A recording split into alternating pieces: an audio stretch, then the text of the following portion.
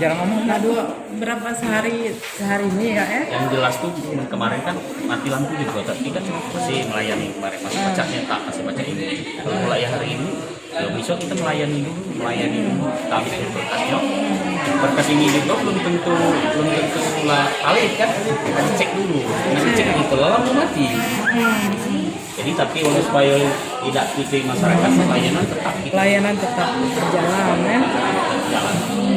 Dan mestinya tapi untuk pelaksanaan pencetakannya dengan ini. Jadi selama lampu mati ini pelayanan kita terganggu kan? Sebenarnya tergantung dengan untuk pencetakan ini, pengecekan dan pencetakan. Kalau untuk pelayanan ini tetap berjalan seperti biasa. Dalam sehari itu biasanya mencetak berapa ini gitu? Tergantung kalau misalnya KTP hampir berapa 200 misalnya bisa nyetak. Nah untuk lebih jelasnya kita kasih KTP kita ini kan ini kasih KTP kan. Kalau kata berapa? Kalau kata juga dikasih katanya kan. Kamu mencetak, kamu untuk penerimaan kurasa lebih dari ini. Ini surat pindah. Khusus surat pindah. Surat pindah. Jangan teknik.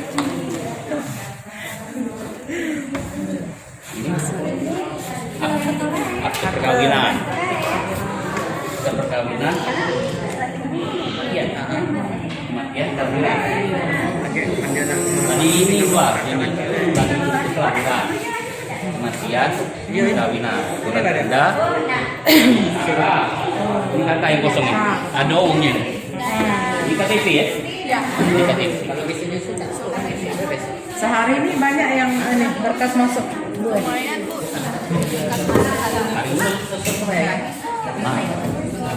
Bang kita bisa nerima baik. Ya.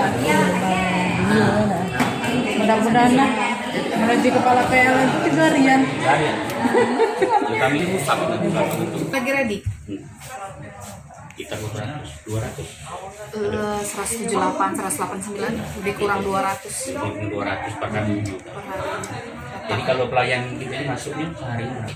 Pelayan untuk KTP. Kalau usul KTP rata-rata sehari 170, 180. Cuma kalau melonjak itu biasanya di sekitar bulan Juli. Dia kan anak-anak kan Dia tuh budak-budak yang baru rekam itu nah.